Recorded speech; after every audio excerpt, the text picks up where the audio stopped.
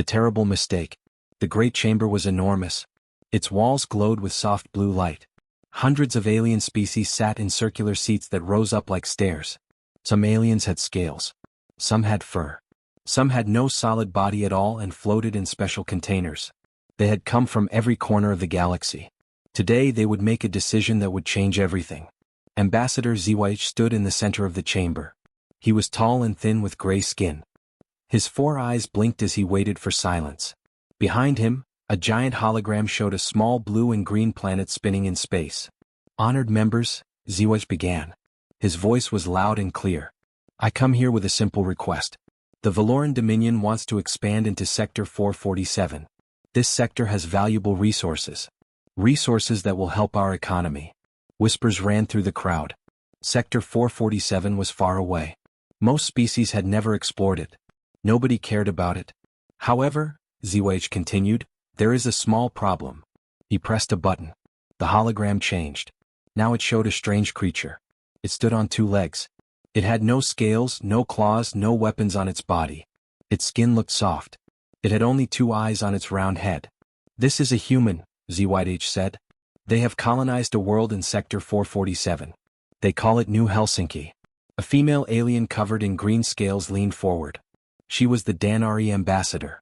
She had survived 3 assassination attempts. Nothing surprised her anymore. What do you know about these humans? She asked. HFY smiled. His teeth were small and sharp. Very little. Because there is very little to know. They only achieved space travel 100 years ago. They have no natural armor. No venom. No claws or fangs. They need sleep for 1/3 of their lives. They die from temperature changes that we find comfortable. He paused. They are, simply put, one of the weakest species we have ever seen. Laughter filled the chamber. A massive alien with 4 arms slapped his knee. And you need our approval to deal with these soft creatures? He bellowed. Just push them aside and take what you want. HFY nodded. That is exactly what I plan to do. But protocol requires me to inform the council before any military action. I am asking for formal approval to claim the human colony. If they resist, we will eliminate them. The vote was quick. One by one, the species pressed their approval buttons. The motion passed. Everyone agreed. Nobody objected. Nobody asked questions. The humans were too small, too weak, and too far away to matter.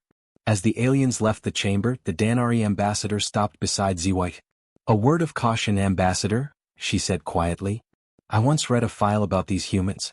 They have an interesting history. HFY waved his hand. All species have interesting histories.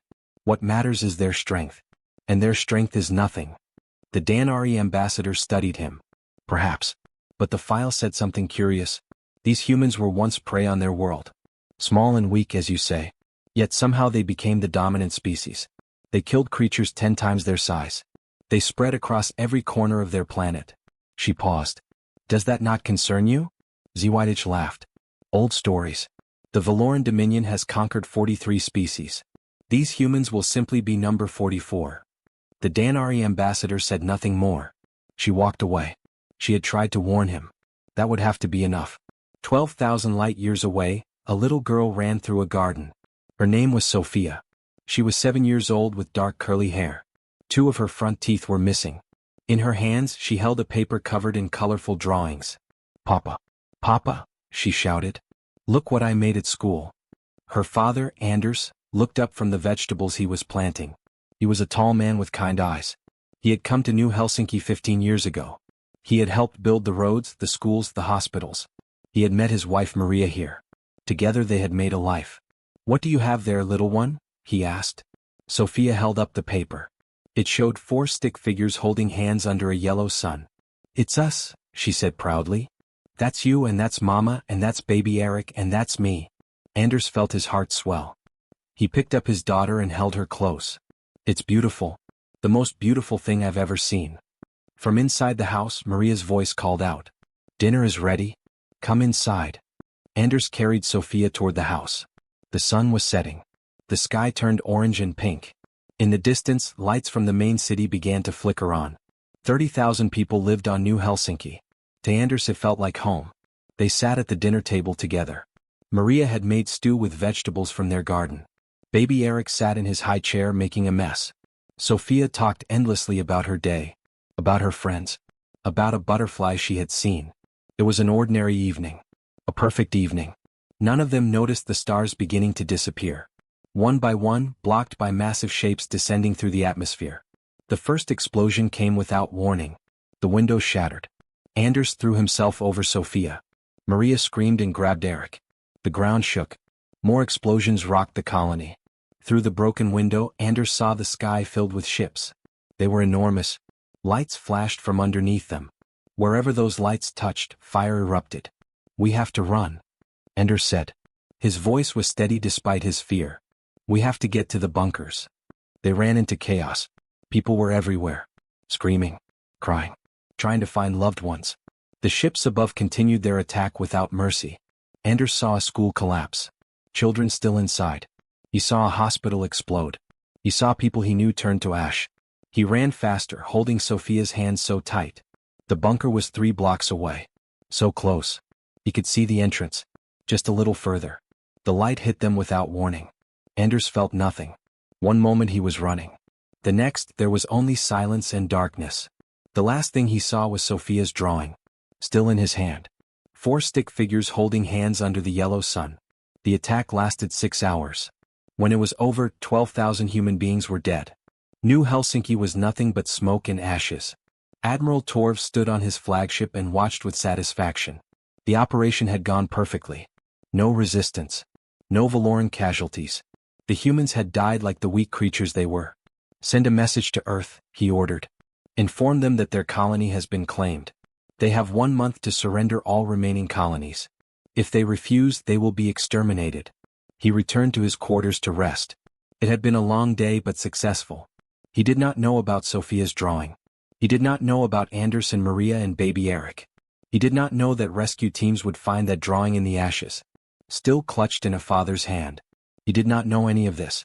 But he would learn. On Earth, the message arrived at 3:47 a.m. Within minutes, every government knew. Within hours, every news network showed the same images. The burning ruins. The massive ships. The body count. 12,000 dead. The world watched in horror. And then, slowly, the horror turned to something else. Something cold. Something ancient.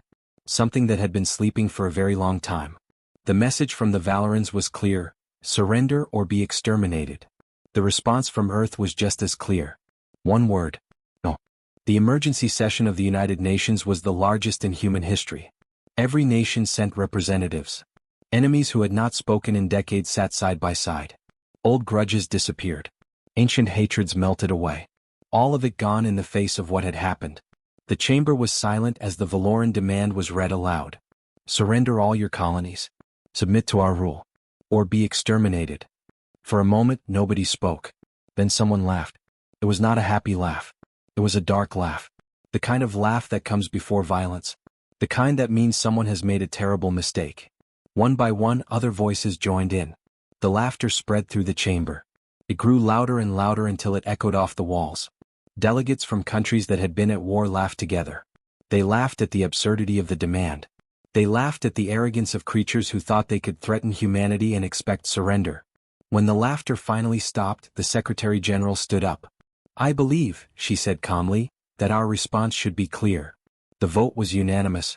The response was sent back through the same channel the Valorans had used. It contained a single word translated into every language: no. The transformation happened fast. Faster than anyone thought possible. Within 72 hours, everything changed. Nations that had threatened each other with nuclear weapons now shared military secrets freely. Factories that built cars and televisions shut down overnight. When they reopened, they built weapons, armor, and warships. There was no arguing. No debate. No time for politics. 12,000 people were dead. Humanity had only one thought: make them pay. Elena Vasquez stood at the center of the global command center. Around her, dozens of holographic displays showed numbers climbing upward. Weapons manufactured. Ships completed. Soldiers trained. The numbers grew every hour. Every minute. Every second. "Report," she said to her aide, Captain Torres. Torres had not slept in 3 days. Dark circles hung under his eyes. But his voice was steady. "We've converted 93% of heavy manufacturing to military production. 14 shipyards are operational. 12 more coming online within the week. We've had 47 million volunteers for military service. He paused. We can only train about 2 million in time. But the rest are working in factories and support roles. Elena nodded slowly. And the weapons research? Progressing faster than expected. The physics teams have been working around the clock. They think they can improve our plasma weapons by 60%. Engineering has developed new armor that should hold up better against Valoran fire. How did they do it so fast? Torres smiled grimly. They're not sleeping, ma'am. None of them are. They say they'll sleep when the war is over. Elena looked at him carefully. She saw the exhaustion in his eyes. The slight tremor in his hands. She saw the same thing in everyone these days.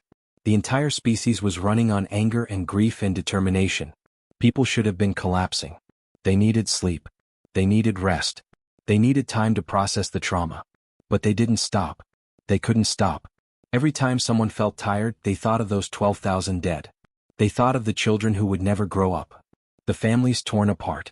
And somehow they found the strength to keep going. On the Eternal Dominion, Admiral Torv was growing concerned. 2 weeks had passed since the attack on New Helsinki. He had expected human surrender within days. Instead, he had received nothing but silence. His scouts reported strange activity in human space. But they could not get close enough to see details. The few that tried did not return. I want a full intelligence report, he ordered his science officer, Cethix. Everything we know about these humans. Their psychology. Their history. Their capabilities. Something is wrong. Cethix worked for 3 days straight. When she finally presented her report, Admiral Torv wished she had taken longer. The humans are more complex than we initially assessed, Cethix began carefully. They evolved on a high-gravity world with extreme conditions. They are not the strongest species on their planet, nor the fastest. They survived through 2 primary mechanisms. She pressed a button.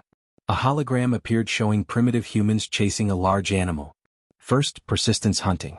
Humans cannot outrun most prey. But they can outlast it. They follow their target for hours, sometimes days, until it collapses from exhaustion. Their bodies are designed for endurance over speed. Admiral Torv shifted uncomfortably. And the second mechanism? Another image appeared. Humans gathered around a fire, holding spears. Pack bonding. Humans form intense emotional connections with their family groups. These connections drive them to extreme behavior. When the group is threatened, they will sacrifice themselves. They will fight far beyond their physical limits. They will pursue threats until those threats are eliminated, regardless of the cost. Interesting, Torv said slowly. But surely this applies only to their immediate families. We attacked a colony, not a family. Cethix hesitated. That is where the situation becomes concerning, Admiral. Human pack bonding is not limited to genetic relatives. They extend these bonds to friends, communities, even abstract concepts like nations or species. She paused. When we attacked New Helsinki, we did not simply kill 12,000 individuals. In the human mind, we attacked their entire species. Their entire species now considers itself under attack. Every human views us as a threat to their pack. And there is more.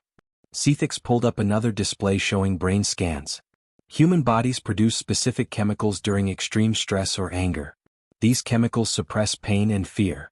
They allow humans to function without sleep for extended periods. They increase strength, speed, and aggression far beyond normal levels. Admiral Torv stared at the data. You're telling me that by attacking them, we've made them stronger? In a sense, yes. Under normal conditions, humans are relatively fragile. But under threat conditions, particularly threats to their young, they transform. She brought up historical records. Their records are filled with instances of individual humans performing impossible physical feats when their children were in danger. Lifting vehicles that should be too heavy. Fighting through injuries that should be fatal. Continuing long after their bodies should have stopped. The Admiral sat in silence. Then he asked the question forming in his mind. What happened to the other predators on their home world? The ones that were larger and stronger than humans?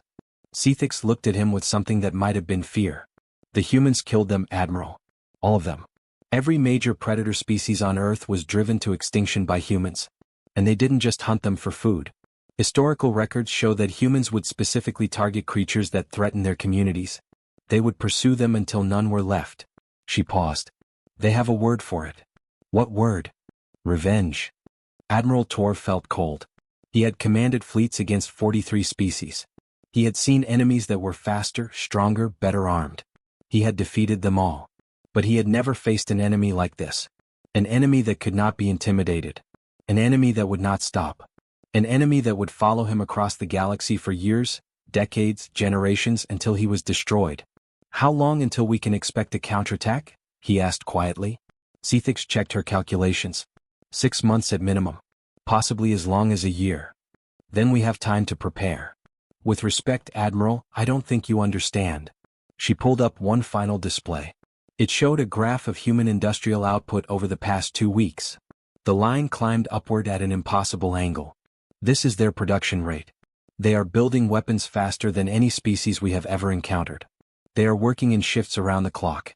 They are converting their entire civilization to a war footing. That cannot be sustained. No. But these are not normal circumstances. They are not sleeping, Admiral. They are not resting. They are barely eating. And they don't care. Their bodies are destroying themselves from the inside. And they don't care. Her voice dropped to a whisper. They will keep going until they either defeat us or die trying. Admiral Torv stood and walked to the window. He stared out at the stars. Somewhere out there, beyond the vast darkness, a species was preparing to come for him. He had thought this would be easy. A simple conquest. Another victory. He was beginning to realize he had made a terrible mistake. On Earth, the factories hummed day and night. The weapons multiplied. The ships took shape. The soldiers trained. And in a small office in Geneva, Helena Vasquez sat at her desk. In her hand, she held a child's drawing. 4 stick figures holding hands under a yellow sun. We're coming, she whispered to the drawing. I promise you, we're coming. Outside her window, the sun rose over a world preparing for war. The hunt had begun. 8 months had passed since New Helsinki. 8 months of preparation. 8 months of building. 8 months of training. Now it was time. 37 was a mining outpost on the edge of Valoran space. It was small. 3,000 workers. 500 soldiers. The asteroid it occupied was rich in minerals that powered the Valoran war machine. It was considered safe. Far from any combat zone. Private Venth was on guard duty when the lights went out. One moment, the corridor was bright and normal. The next moment, complete darkness. Total darkness. Venth reached for his communication device. His weapons targeting system was offline. Even the emergency lights, which should activate automatically, stayed dark. Control, he whispered into the silence. Control, do you copy? No response. Venth stood very still, listening. His species had evolved on a dim world. His eyes adjusted faster than most. After a moment, he could see shapes in the darkness.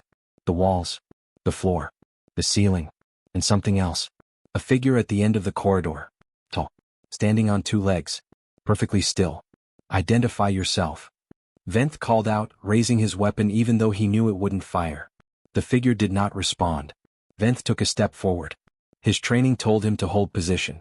To wait for backup. But backup was not coming. The communications were dead. He was alone. He took another step. The figure was gone. Venth blinked. He had only looked away for a fraction of a second. But the corridor was empty now. Nothing but shadows and silence. Then he heard it. A whisper. Right beside his ear. A voice speaking words he did not understand. Words in a language he had never heard. For Sophia. Something hit him from behind. Private Venth knew nothing more. Commander Yethix was reviewing supply reports when the alarm finally sounded. It had taken almost an hour for anyone to realize something was wrong. By then it was already too late. Report, he barked as he strode into the command center. What's happening?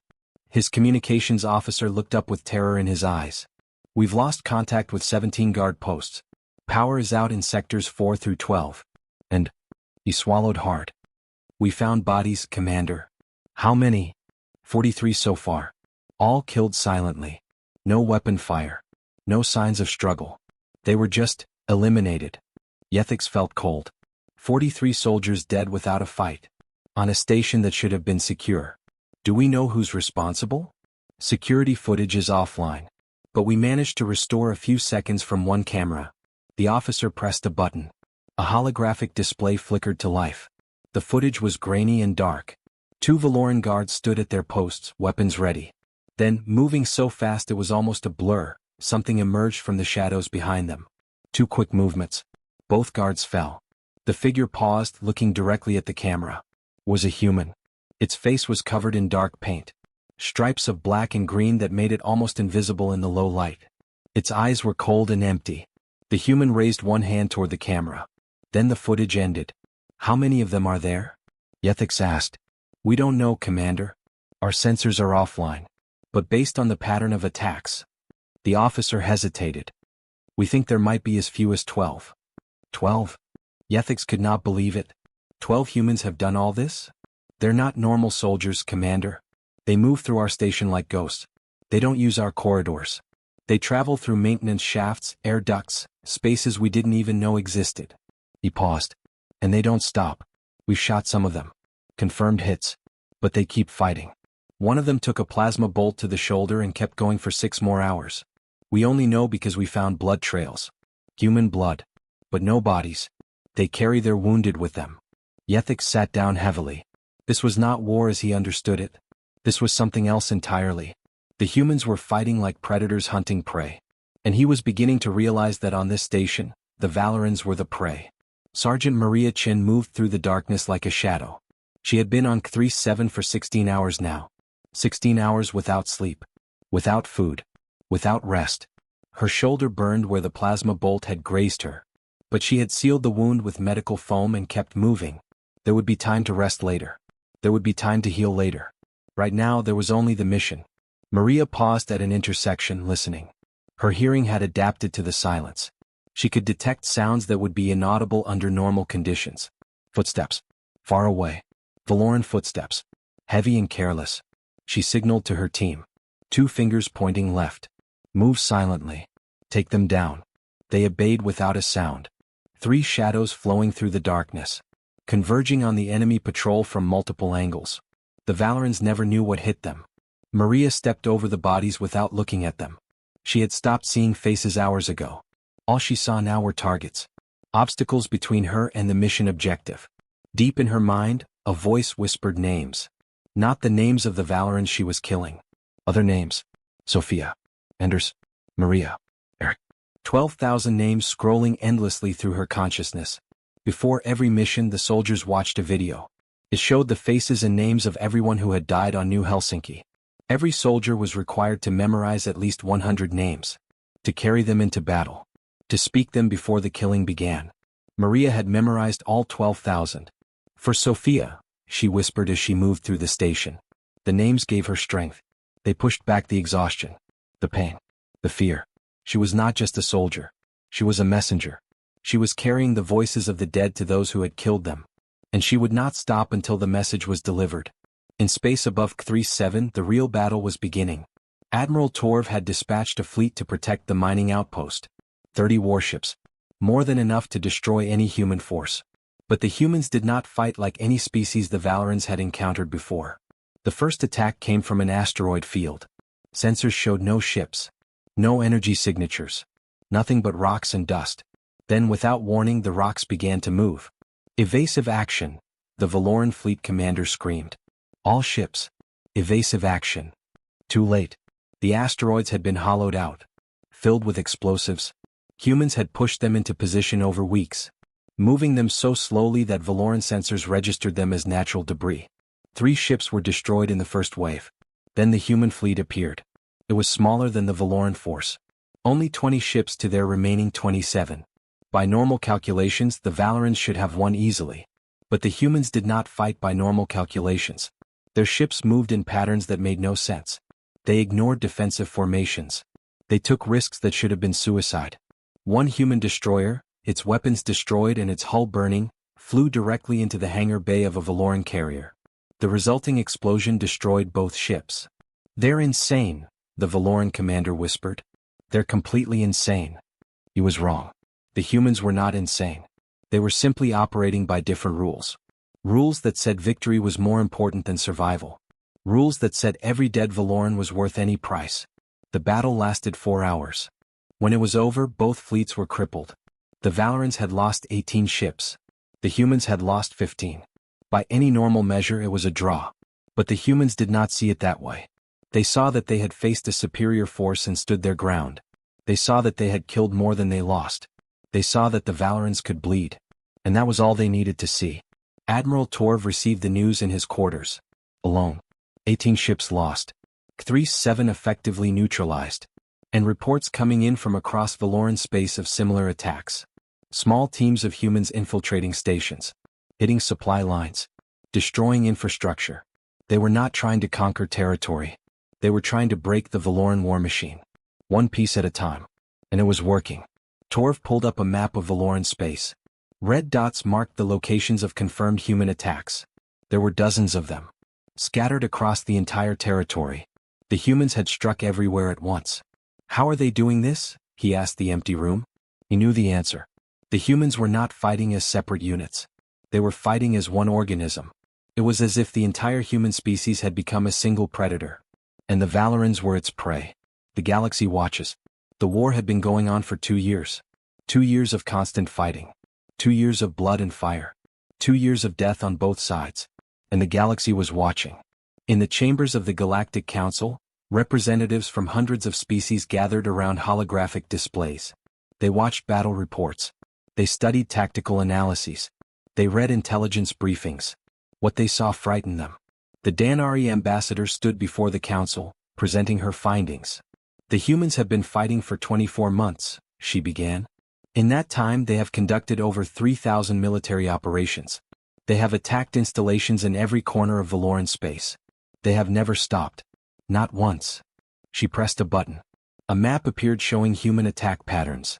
Look at this. Red dots represent confirmed human operations. Notice anything? The chamber was silent. They are everywhere. The humans are fighting on 40 different fronts simultaneously. This should be impossible. No species has the resources to maintain this level of operation. Yet they do, the Korvathi delegate rumbled. How? The Danari ambassador pulled up another display. This one showed human industrial output. They have converted their entire civilization to war production. Every factory, every resource, every citizen. They work in continuous shifts. Some of their workers have not left their posts in weeks. A smaller delegate raised a tentacle. But what about their losses? Surely they cannot sustain this. Their losses are catastrophic. The Danari ambassador's voice was grim. 412,000 military personnel dead. 63,000 civilians. 1,247 ships destroyed. She paused. And they continue fighting. That makes no sense, another delegate said. Those numbers should have broken their will. You still don't understand. The Danari ambassador turned to face the council. Humans don't calculate war the way we do. We fight until the cost exceeds the benefit. We surrender when losses become too high. Humans don't think like that. She brought up an image. A child's drawing. 4 stick figures holding hands under a yellow sun. This belonged to a 7-year-old girl named Sophia. She died on New Helsinki. Every human soldier carries a copy of this drawing. They carry the names of the dead. They speak those names before every battle. The chamber was silent. To humans, this is not about territory or resources. This is about justice. About revenge. About protecting their pack. And they will not stop until they have it. On the Eternal Dominion, Valoran soldiers were breaking. Not from the battles themselves, but from the fear. Lieutenant Krax sat in the mess hall, staring at his food. He had not eaten in 2 days. His hands shook as he held his fork. Did you hear? Another soldier whispered. Station Delta 9 was hit last night. How many dead? All of them. 300 soldiers. Just gone. Krax closed his eyes. Delta 9 was supposed to be secure. Deep inside Valoran territory. Protected by multiple defense perimeters. None of it had mattered. The humans had come anyway. I can't sleep anymore, another soldier said. Every time I close my eyes I see them. Those striped faces. Those cold eyes. They're everywhere, someone else muttered. They could be here right now. In the vents. In the shadows. Watching us. Stop it. Krax snapped. You're talking like they're ghosts. They're just soldiers. Just flesh and blood. Then why can't we stop them? The question hung in the air. Nobody had an answer. The truth was simple and terrifying. The Valorans had become prey. They jumped at every sound. They slept with weapons beside them. They walked through their own stations in fear. The humans had turned the entire war into a hunt. And the Valorans were learning what it felt like to be hunted. On the human flagship Remembrance, Elena Vasquez stood before a massive tactical display. Around her, dozens of officers worked at their stations, coordinating attacks, managing supply lines, planning operations. Captain Torres approached with his daily report. "Ma'am, the latest casualty figures." Elena took the datapad. She read the numbers in silence. 412,000 soldiers dead. 63,000 civilians. 1,247 ships destroyed.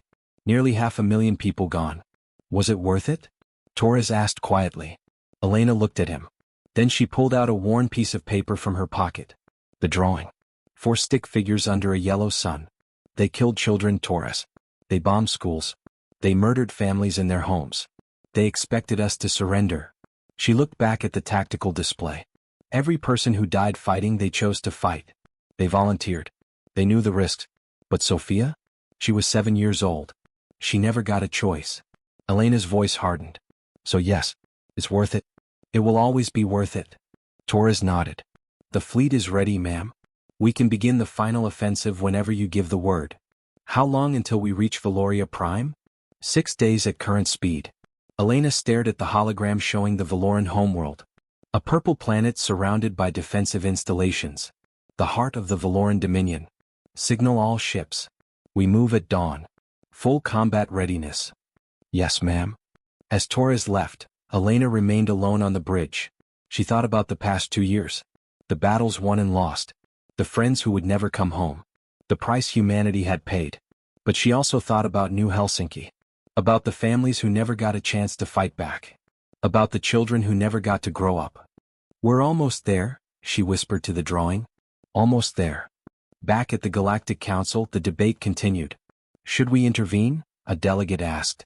If the humans destroy the Valorans completely, what's to stop them from expanding? The Danari ambassador shook her head. The humans have sent us diplomatic messages. Very polite ones. They assured us they have no hostile intentions toward any species that did not participate in the attack on New Helsinki. And you believe them? I studied their history. When humans give their word, they keep it. They value honor and integrity. If they say they only want justice for New Helsinki, I believe them. She stood up. Besides, what choice do we have? If we help the Valorans, we become their enemies. And I have no desire to face what the Valorans are facing now. The Korvathi delegate nodded slowly. Agreed. Let this be a lesson to us all. Never attack human children. Never threaten human families. Because humans will never forgive. Never forget. And never stop coming. The vote was unanimous. No assistance would be provided to the Valoran Dominion. The humans would face no interference. The galaxy had made its choice. Across known space, other species watched and learned. They learned that humans were not the weak creatures they appeared to be. They learned that humans did not surrender. They learned that threatening human civilians, especially children, was the worst possible mistake. Most importantly, they learned to fear. Not the fear of being conquered. Not the fear of being enslaved. A different kind of fear. The fear of awakening something that should have been left sleeping. The fear of provoking a species that would follow you across the stars for generations. The humans had a word for it. Revenge. And the galaxy was learning that when humans sought revenge, nothing in the cosmos could stop them. The Valorans had started this war. But humanity intended to finish it. And the end was coming. 6 days away. At Valoria Prime. Where justice would finally be served. No help coming. The Galactic Council chamber looked the same as it had 2 years ago. The same glowing crystal walls. The same circular seats rising toward the ceiling. The same hundreds of alien species gathered to discuss important matters. But Ambassador ZYH Culvin was different. 2 years ago he had stood here confident and proud. His gray skin had been healthy. His 4 eyes had been bright. His robes had been perfect. Now he looked like a broken creature. His skin was pale and sickly. His eyes were bloodshot.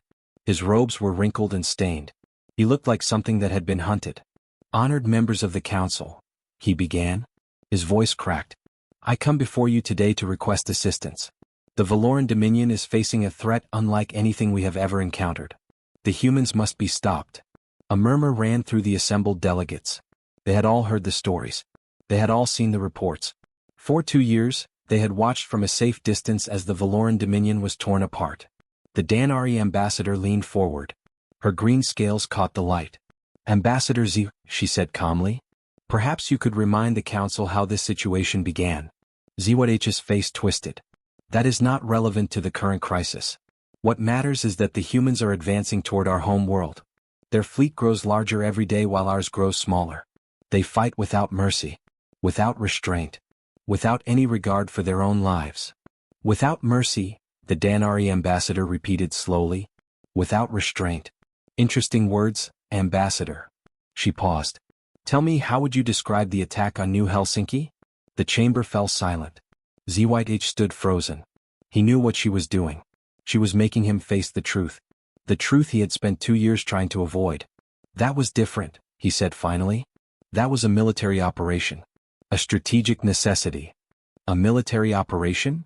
The Danari ambassador's voice was cold. Against civilians? Against families? Against children? We did not know. You did not care. Her voice cut through the chamber like a blade. You saw a weak species on a planet you wanted. You decided to take it. You killed 12,000 people, including infants. And you expected them to surrender. She stood up. Her scales clicked against each other. You were wrong. ZYH looked around desperately. But surely you understand. If we fall, the humans will not stop there. They will come for all of you. No, the Theasian ambassador said. His ancient body floated in liquid. You misunderstand. The humans are not coming for us. They are coming for you. What? The humans have sent diplomatic messages to several species, the Theasian continued. Very polite messages. They assured us they have no aggressive intentions toward anyone who did not participate in the attack on New Helsinki. You believe them? We studied them. We observed their behavior. Yes, we believe them. The humans are not like us. They do not seek power for its own sake. They simply want to be left alone. He paused. Unfortunately for you, you did not leave them alone. You attacked their children. Now you must face the consequences. The Danari ambassador spoke again. There is something you should understand, ambassador.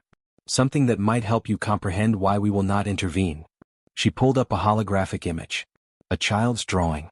4 stick figures under a yellow sun. Humans have a saying. They say there is nothing more dangerous than a parent protecting their young. She let the words sink in. Every human in the galaxy now sees themselves as a parent of New Helsinki. Those 12,000 dead are their children. All of them. Every human soldier who fights. Every worker who builds weapons. Every leader who plans strategy. They all carry those names with them. Her voice dropped to a whisper. You did not just kill 12,000 people. You created 12,000 martyrs.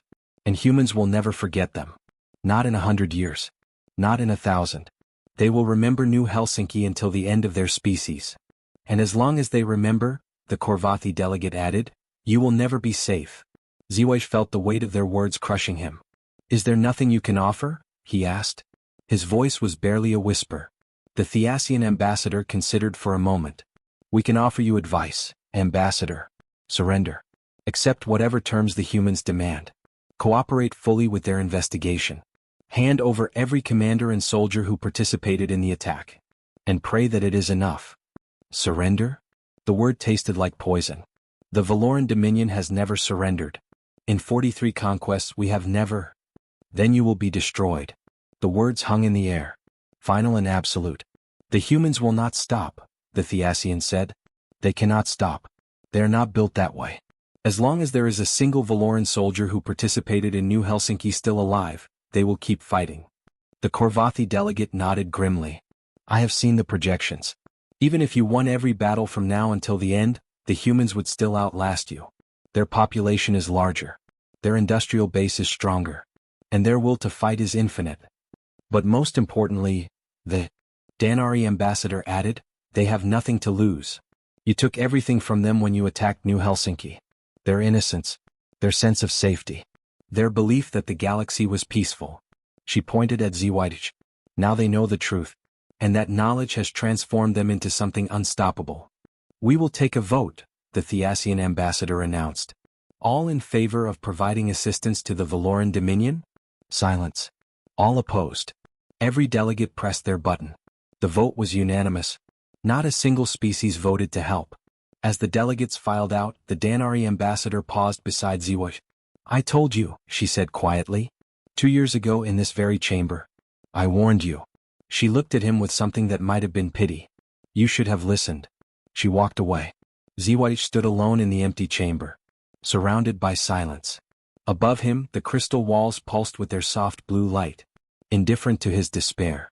He had come looking for salvation. He had found only condemnation. The galaxy had made its choice. The Valoran Dominion would face the humans alone.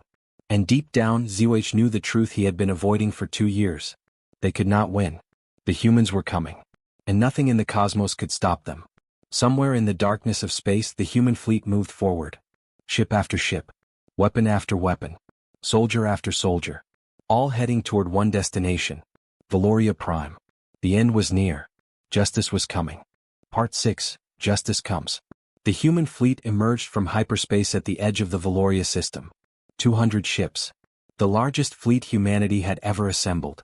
Every vessel carried the names of the New Helsinki dead painted on its hull. 12,000 names. So that the Valorans would know exactly why they had come. On the bridge of the Remembrance, Elena Vasquez stood before the main view screen. Ahead, Valoria Prime glowed purple against the darkness. Around it, defensive stations bristled with weapons. "Admiral," Captain Torres said quietly, "we're receiving a transmission from the planet." "Put it through." Admiral Torv's face appeared on the screen. He looked old now. Tired. Defeated. "Commander Vasquez," he said. "I wish to discuss terms." "Terms?" Elena's voice was ice. "You sent us terms 2 years ago. Do you remember? Surrender or be exterminated." Torv flinched. "That was a mistake. We did not understand what we were dealing with." "No. You didn't." Elena stepped closer to the screen. "You thought we were weak. You thought we would break. You thought we would surrender after you murdered our families." She held up Sophia's drawing. The paper was worn now, creased from 2 years of constant handling. But the 4 stick figures were still visible. This belonged to a 7-year-old girl. Her name was Sophia. She drew this for her father on the last day of her life. For people holding hands under the sun. A family. Elena's voice was steady. "Colt, you destroyed 12,000 families like this one. You burned them. You killed them in their homes. And you expected us to kneel." Torv looked away. "We were following orders. Expanding our territory. It was nothing personal." "Nothing personal?" Elena's composure cracked for just a moment. "You killed children and it was nothing personal?" She took a breath. Centered herself. "Here are my terms, Admiral. Unconditional surrender. You will hand over every commander, every officer, every soldier who participated in the attack on New Helsinki. You will cooperate fully with war crimes tribunals. You will pay reparations. And you will ensure that no Valoran military vessel leaves your system for the next 50 years. Those terms are impossible. My people would never accept. Then we will destroy every military installation on your planet. We will disable your industrial capacity. We will make sure you can never threaten anyone again." Elena leaned forward. "But we will not kill your civilians. We will not bomb your cities. We will not murder your children. Because unlike you, we are not monsters." Torv was silent for a long moment. "And if we surrender? What guarantee do we have that you will keep your word? You have my word as a human being. That is the only guarantee you will get. The same guarantee you gave to the people of New Helsinki." She paused. "Which is to say none at all. But it is more than you deserve." The transmission ended. Elena turned to her fleet. "All ships, battle stations. If they fire, we respond with overwhelming force. But we target military installations only. No civilian casualties. Is that clear?" "Yes, ma'am," came the chorus of responses. For 6 hours they waited. The Valoran fleet held position around their homeworld. The human fleet remained at the system's edge. Neither side moved. Then, slowly, the Valoran ships began to power down their weapons. One by one they transmitted surrender codes. The war was over. 3 months later, Elena stood on the surface of New Helsinki. The colony had been rebuilt. New buildings stood where the old ones had burned. New gardens grew where ashes had been. The people were different now. Survivors from other colonies. Volunteers. New families starting over. But in the center of the new town square stood a memorial. 12,000 names carved into black stone. And at the top, protected behind clear crystal, was Sophia's drawing. The original. 4 stick figures holding hands under a yellow sun. Captain Torres stood beside Elena. "The tribunals are proceeding," he said. "The Valoran commanders are cooperating. Admiral Torv and his officers will face justice." Elena nodded. She had testified at the first hearing. She had looked Torv in the eye and told him about every person who had died on New Helsinki. Every name. Every face. Every family. He had wept. It had not made her feel better. Was it worth it? Torres asked. The same question he had asked 2 years ago. Elena looked at the memorial. At the names. At the drawing. 412,000 soldiers died to avenge 12,000 civilians, she said quietly. By any calculation, that's a terrible trade. She turned to Torres. But if we hadn't fought, what message would we have sent? That humanity could be attacked with impunity? That our children could be murdered and we would do nothing? No, she continued. We fought because we had to. Because the alternative was accepting that we were prey. And humanity stopped being prey a long time ago. Torres nodded slowly. The galaxy certainly knows that now. Elena smiled slightly. It was not a happy smile. Yes, they do. News of humanity's victory spread across the galaxy. The story was told and retold. How a species thought to be weak had brought a great empire to its knees. How humans had fought for 2 years without stopping. How they had suffered terrible losses but never surrendered. The other species learned their lesson well. New policies were enacted. New laws were written. New treaties were signed. No species would ever attack human colonies again. No species would threaten human civilians. No species would harm human children. Because now they knew. They knew what humans were capable of when pushed beyond their limits. They knew what happened when you threatened a human's family. They knew that humans did not calculate cost, did not weigh benefits, did not surrender. Humans simply fought. Until they won or until there was nothing left. And in a galaxy full of predators, humanity had proven itself to be the apex. On Earth, in a small office in Geneva, a new drawing hung on the wall. It had been sent by a child from the rebuilt New Helsinki colony. It showed 6 stick figures holding hands under a yellow sun. Beneath it, written in a child's careful handwriting, were the words, "Thank you for remembering us." Elena looked at it every day. It reminded her why they had fought, why they had sacrificed, why they could never let something like New Helsinki happen again. The war had cost humanity dearly. But it had also taught the galaxy a lesson that would not be forgotten for 1,000 years. Humanity was not prey. Humanity was the hunter. And if you threatened their pack, they would hunt you to the ends of the universe. The Valorans had learned this lesson. The rest of the galaxy had watched. And they would remember. Forever. A message to you. Dear friends, you have just heard the story of New Helsinki. The story of 12,000 people who lost their lives. And the story of how humanity responded. This is not just a story about war. It is not just about revenge. It is a story about what makes us human. We are not the strongest species. We are not the fastest. We do not have claws or armor or natural weapons. But we have something else. We have each other. When someone threatens our family, we do not calculate the odds. We do not count the cost. We do not wonder if it is worth it. We simply stand up. We fight back. We protect those we love. This is who we are. This is who we have always been. From the beginning of our history, we were prey. Small creatures in a dangerous world. We should have gone extinct 1,000 times. But we survived. Not because we were strong, but because we refused to give up. We chased our enemies until they collapsed. We protected our families until our last breath. We remembered every wrong done to us and we made sure it was never forgotten. This is the human spirit. And this story reminds us, never underestimate someone fighting for their family. Never underestimate someone protecting their children. Never underestimate someone seeking justice for the innocent. Because that person will never stop. That person will never surrender. That person will follow you to the end of the universe if necessary. In this story, the Valorans learned this lesson the hard way. In our real world, let this story remind us, stand up for the weak. Protect the innocent. Remember those who cannot speak for themselves. And never, ever give up on what is right. Because that is what makes us human. That is what makes us strong. That is what makes us survivors. Thank you for listening to this story. Remember Sophia. Remember New Helsinki. Remember what happens when humanity is pushed too far. And remember, we are not prey. We never were. We are humanity. In memory of all those who fight to protect the innocent. In honor of all those who never surrender. This story is for you.